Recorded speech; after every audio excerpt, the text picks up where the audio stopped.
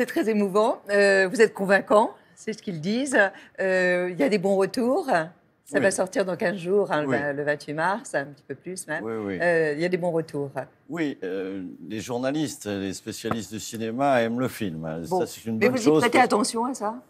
Tout ce qui est positif, ils prêtent attention. Quand c'est négatif, j'estime qu'ils ont totalement tort. Bien sûr. Vous êtes de mauvaise foi, vous. Je suis parti pris et de mauvaise foi. Oui. On raconte un peu l'histoire. Donc ça se passe en 1919, à la fin de la guerre 14-18. D'ailleurs, on va célébrer le centenaire de la guerre. Ça se passe dans un petit village du Berry. Il fait très chaud. On est en plein été. Allez, continuez. Ça se passe dans un petit village du Berry où il fait très chaud, en effet. Et puis arrive ce juge militaire qui, par sa hiérarchie, doit condamner, ou juger en tout cas, ce prisonnier, ce type qui a eu des faits et gestes qui sont comme une trahison à la patrie, un manque de comportement militaire. Et ce juge militaire que je joue se doute de quelque chose, parce que d'abord, le prisonnier est totalement muet, et puis ensuite, il ne donne pas d'indice de sa culpabilité, de ce qu'il a fait. Au contraire, il passe son temps à dire « mais fusillez-moi, fusillez-moi ». Et comment est-ce possible? Finalement, ce qu'il a fait ne mériterait pas d'être fusillé, simplement il pourrait rester au cachot pendant quelques années, ça lui apprendrait. Et mon personnage, qui est bien plus âgé, qui a plus d'expérience, qui est commandant, lui, il fait partie de la hiérarchie. Qui est proche de la retraite. Oui, merci. C'est le personnage. Mais j'en suis pas loin non plus. Non. Essaye de comprendre, peut-être parce qu'il a un peu de sagesse, et qu'ensuite il est en contradiction avec la hiérarchie militaire. Ça a été le traumatisme de la Grande Guerre. C'est-à-dire que chaque famille a perdu un ou deux de ses proches, et finalement, la France a eu beaucoup de mal à se remettre de la Grande Guerre. Et donc, dans ce pays et dans ces villages-là, les gens sont encore... Moi, mon grand-père avait fait la Grande Guerre et il n'en parlait pas, alors qu'il était gazé, asthmatique au dernier degré, gueule cassée, le genou bousillé par les éclats d'obus. Il n'en parlait pas. Ça avait été trop difficile, trop atroce, quoi. Pour revenir au sujet du collier rouge, ce commandant militaire doit le juger, donc essaye de lui extirper les vers du nez.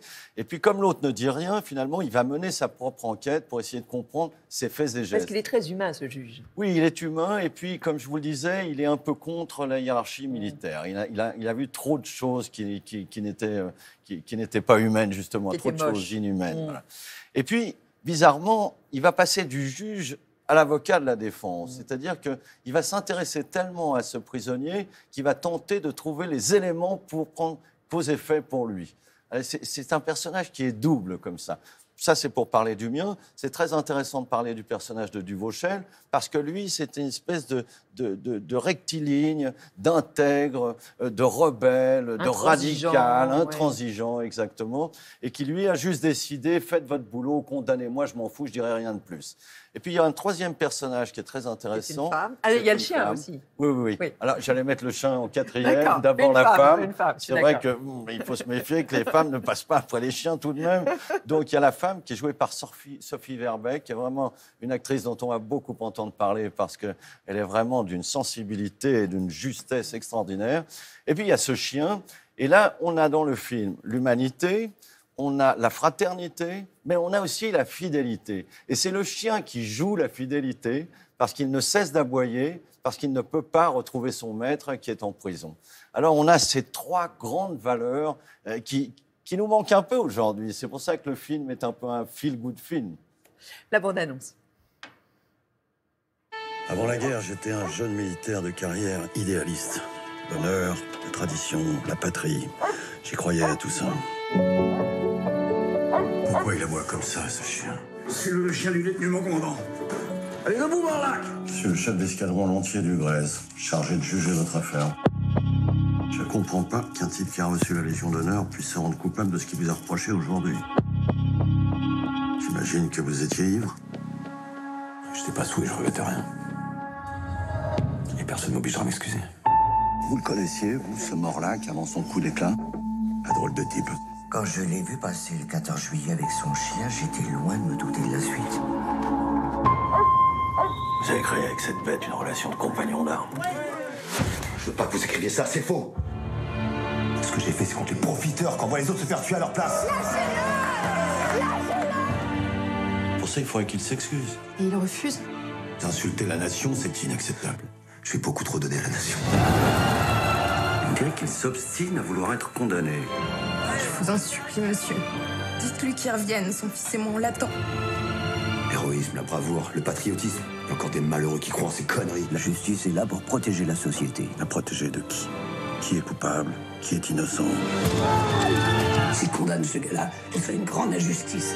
Vous savez de quoi on l'accuse? Allez-y, fusillez-moi. C'est à la guerre que les hommes montrent leur vraie nature. Tout s'est passé le 14 juillet 1919 sur la Grande Place. Le collier rouge. Jean-Christophe Ruffin dit bien d'ailleurs que ça part d'un fait réel. C'est-à-dire, par exemple, les chiens, enfin moi ce que je ne savais pas, j'ignorais que des milliers en fait, de chiens accompagnaient dans les tranchées Oui, les militaires. Suivaient leur maître. Oui.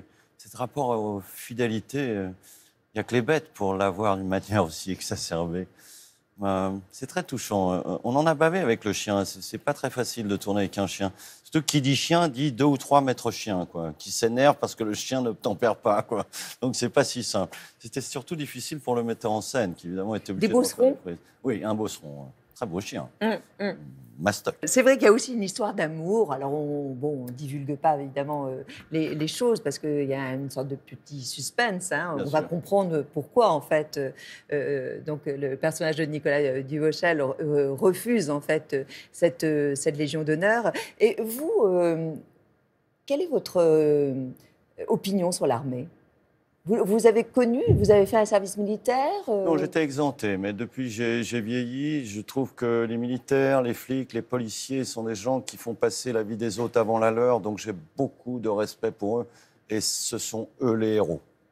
Je trouve les héros d'aujourd'hui, je sais, ça fait un peu facile à dire, mais les héros d'aujourd'hui, c'est les pompiers, les flics et les militaires.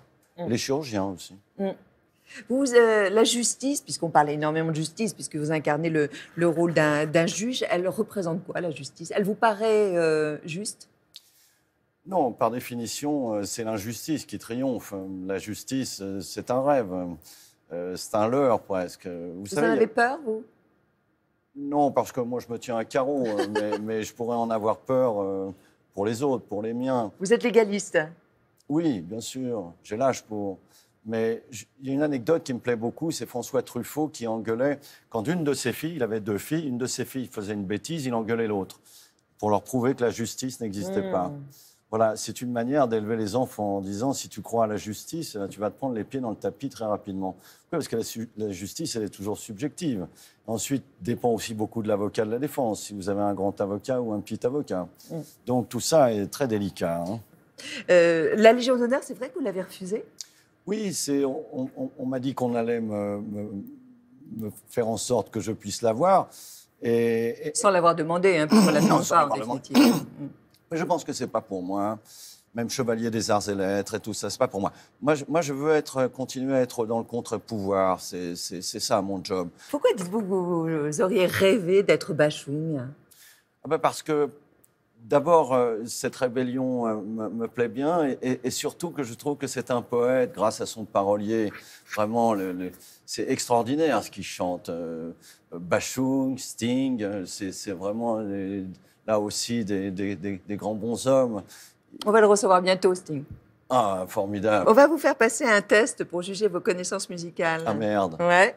Alors, vous allez écouter, c'est l'intro, puis vous allez évidemment me donner le titre. Les Beatles et Lady Madonna. 1968, ça évoque quoi alors précisément ? Ah, ça, c'est un excellent souvenir parce que j'avais 12 ans et on avait un petit orchestre de rock, un batteur, un guitariste. Moi, je ne savais pas jouer d'instrument, donc je chantais Lady Madonna et Nights in White Satin en yaourt parce que je ne comprenais pas les paroles. Et donc, c'est Lady Madonna, Children. Oui, je ne savais pas ce que je disais, mais il y avait les 3 sœurs du guitariste qui me regardaient comme un dieu vivant. Et je me suis dit, c'est ça que je veux faire. Autre. Ah oui, ça, je connais ça. Ah, si. C'est Creedence Clearwater. Ouais, bravo. Ah, Suzy Q, j'écoutais beaucoup ça aussi quand j'étais petit. À la voix rock et un peu soul. Oui. Autre chose ? Ah oui, c'est quoi ça? Je connais par cœur. Encore, parce que c'est dur hein, quand même. Ah, il n'en met pas plus. Hein. Il remet le début. Je donne ma langue au chat. Mais si. Ah oui, bien sûr. Otis Redding. Ah, j'adore Otis Redding. Oh, bah, c'est pas mal, vous en sortez bien. Oui, vous trouvez? Oui, oui. Vous écoutez beaucoup de musique? J'écoute beaucoup FIP et j'écoute beaucoup de soul parce que j'aime beaucoup le soul. Donc Otis Redding et d'autres parce que j'aime beaucoup ça. Et j'aime aussi beaucoup le vocal dans le jazz, de Billie Holiday à Didi Bridgewater, tout ça. J'aime beaucoup le vocal, j'adore les chanteurs.